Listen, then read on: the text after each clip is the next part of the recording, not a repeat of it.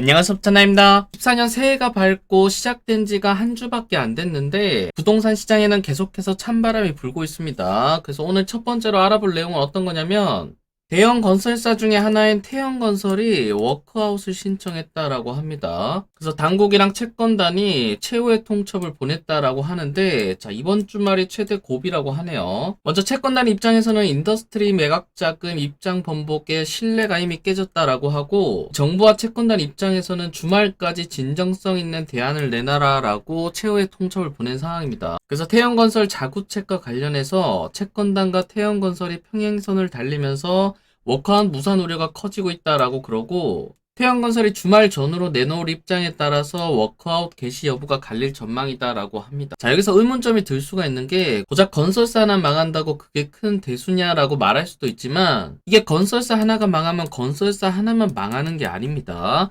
왜냐면 이 건설사는 혼자 일하는 게 아니라 이 하나의 아파트를 짓기 위해서 수많은 협력사가 같이 엮여 있습니다. 건설사와 협력사끼리 일을 할 때 어떻게 하냐면 처음에 돈을 다 주고 일하는 게 아닙니다. 기성이라고 해서 이게 진행률에 따라서 돈을 지급하는 거고, 이 협력업체들도 수많은 협력업체들을 전부 다 이렇게 끼고 있는 거죠.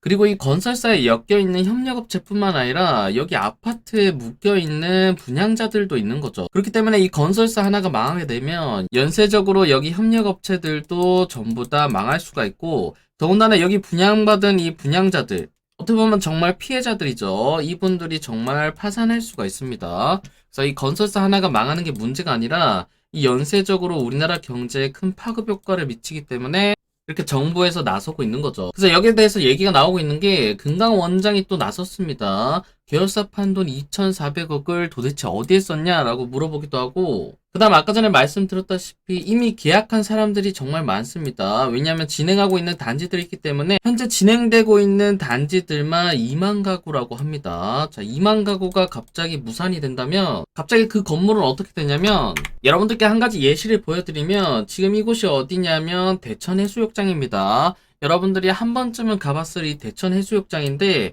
이 대천 해수욕장에서 큰 길을 나오다 보면 여러분들 오른쪽에 이상한 아파트를 본 적이 있을 겁니다. 자, 여기 지도상으로도 보이는데 여기 있는 아파트 단지가 보이는 거죠. 그래서 여기를 거리뷰로 한번 살펴보면 이렇게 드넓은 평야에 여기 보신 것처럼 아파트만 달랑 이렇게 만들어져 있습니다. 자, 여기 아파트 같은 경우는 현재 건설이 중단되고 멈춘 지가 20년이 넘는다라고 합니다.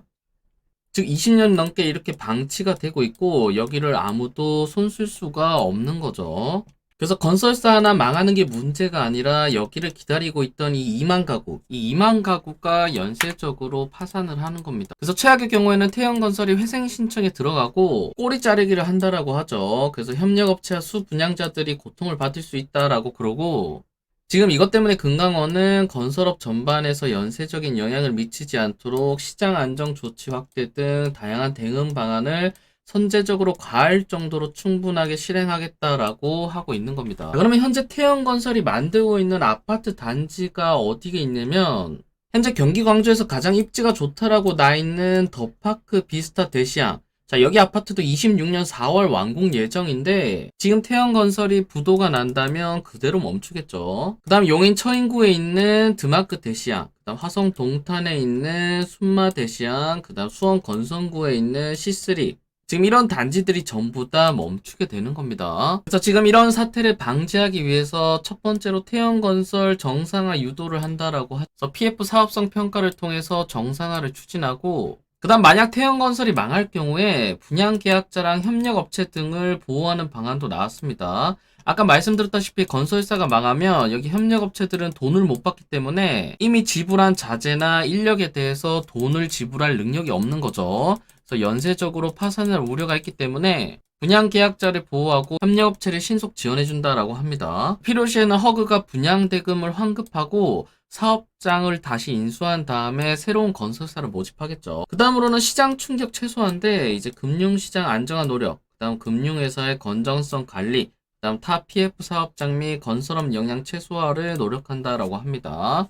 어쨌든 가장 좋은 거는 태형건설이 망하지 않게 하는 거고, 만약 여기가 망하게 된다면 나머지 이런 분양 단지들, 이런 것들을 보호하는 절차가 들어가겠죠. 그래서 현재 상당히 안 좋은 상태다라고 알고 계시면 되고, 그 다음으로 1월 달에 집값 통계가 발표가 됐는데 현재 전국적으로 집값이 6주째 하락 중이다라고 합니다. 서울은 23개구가 하락 중이고, 다만 반대로 전세값은 24주째 오르는 중이다라고 하는데, 자, 집값이 내려가는 중이고 전세가가 올라간다면 이게 언젠가는 만나게 되겠죠. 그렇게 되면 당연히 이 갭 구간이 줄어들게 되고 그 사이에 갭 투자자들이 늘어나게 될 것입니다. 그래서 먼저 주간 아파트 매매가 변동률을 살펴보면 우선 작년 12월 달부터 해서 계속해서 마이너스로 되고 있습니다.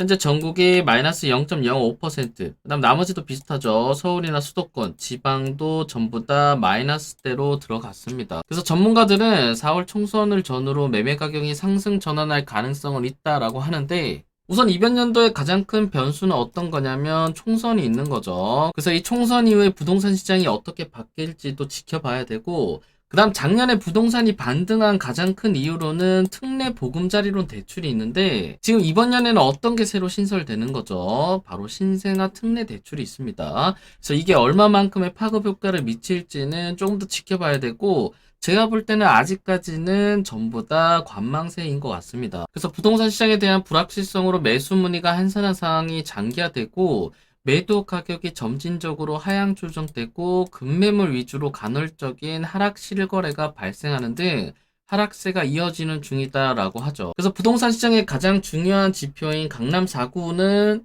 모두 지난주와 같은 마이너스 0.03% 하락폭을 보였다라고 합니다. 그 다음 영끌의 성지로 꼽히는 노도강, 노원, 도봉구, 강북구죠. 여기는 낙폭이 조금 더 두드러졌는데 노원 같은 경우는 0.07%, 강북은 0.06%, 그 다음 서대문구도 0.08%나 떨어졌다라고 합니다. 그래서 가장 많이 떨어진 곳으로는 안산 상록구가 마이너스 0.29%, 그 다음 광주시가 0.2%나 떨어진 거죠. 그 다음 반대로 아파트 전세가 변동률은 여전히 상승세입니다. 자, 기울기가 줄어들긴 했지만 아직까지는 여전히 플러스로 되어 있죠. 그래서 상승폭이 둔화하긴 했지만 여전히 상승 중이긴 합니다.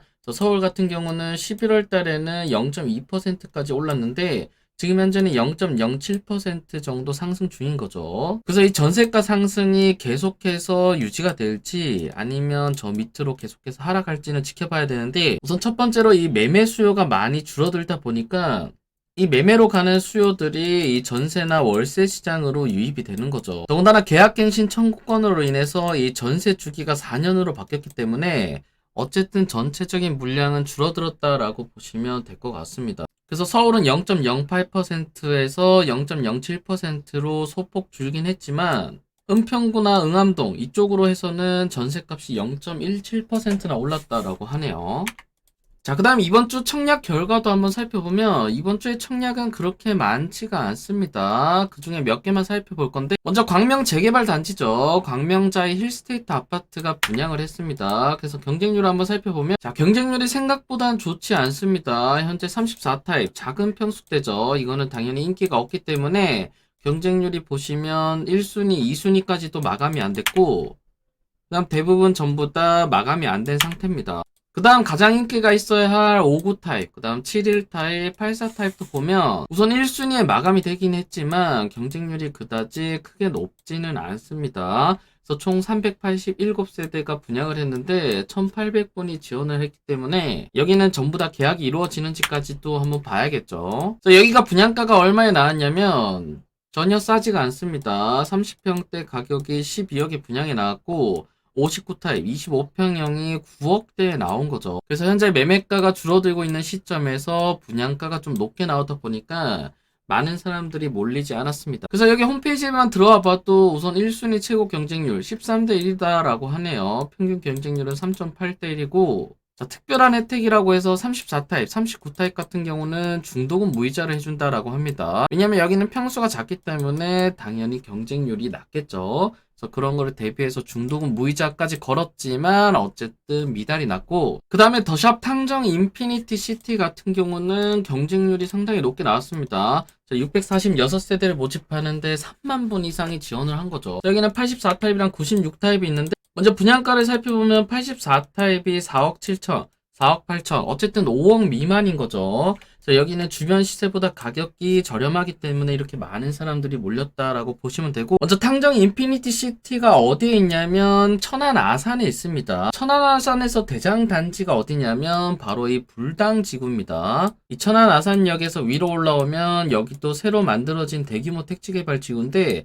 이쪽이 천안 아산에서 집값이 가장 높은 곳이고, 자, 여기가 왜 집값이 높냐면 바로 이쪽에 삼성 디스플레이, 그 다음 천안의 공단들이 전부 다 여기 모여 있습니다. 더군다나 여기가 대규모 택지 개발 지구다 보니까 상당히 깔끔하게 돼 있는 게 여기가 비싼 이유가 되는 거죠. 자, 그러면 여기 지금 새로 들어오는 위치는 어디냐면, 자, 여기 또 대규모 택지 개발 지구입니다. 지금 왼쪽에 보시면 새로 삼성 디스플레이를 만들고 있는 거죠. 그래서 산업단지를 만들고 있고, 그 옆으로 해서 아파트 단지들이 들어오기 때문에 우선 여기 붙어 있는 탕정역 맞은편, 여기에 들어온다라고 보시면 되고, 자, 지도상으로 봤을 때 분양하는 곳은 바로 여기입니다. 탕정역 뒤편에 있는 건데, 여기 가격을 알려면 당연히 여기 가격대를 보시면 되겠죠. 그래서 아까 여기 분양가가 5억 미만이었기 때문에 여기 바로 밑에 아파트 가격을 한번 살펴보면 우선 최소가로 나오고 있는 가격이 7억에 나오고 있습니다. 그래서 2022년도에 완공된 아파트인데, 자, 여기가 7억에 나오고 있다 보니까 당연히 여기 나오는 신축도 비슷한 가격일 거다라고 생각을 하는 거죠. 그렇다 보니까 분양하는 5억이 한 2억 정도 저렴하죠. 그래서 이미 눈에 보이는 시세 차익이기 때문에 이렇게 많은 사람들이 몰렸다라고 보시면 될 것 같아요. 그래서 지금 이것만 봐도 알 수 있는 게 아직까지도 주변 시세보다 저렴한 곳들은 이렇게 경쟁률이 상당히 높게 나온다라고 보시면 될 것 같습니다. 자, 그래서 오늘은 24년 들어서 현재 부동산 시장에 큰 이슈가 되는 것들을 한번 살펴봤는데, 지금 24년도 정말 쉽지 않은 한 해가 될 것 같습니다. 왜냐면 현재도 부동산 시장이 계속해서 하락 중이기 때문에 이 하락세가 언제까지 지속될지도 한번 지켜보도록 할게요. 자, 그래서 오늘 영상은 여기까지고 여러분들 주말 잘 보내시기를 바랄게요. 감사합니다.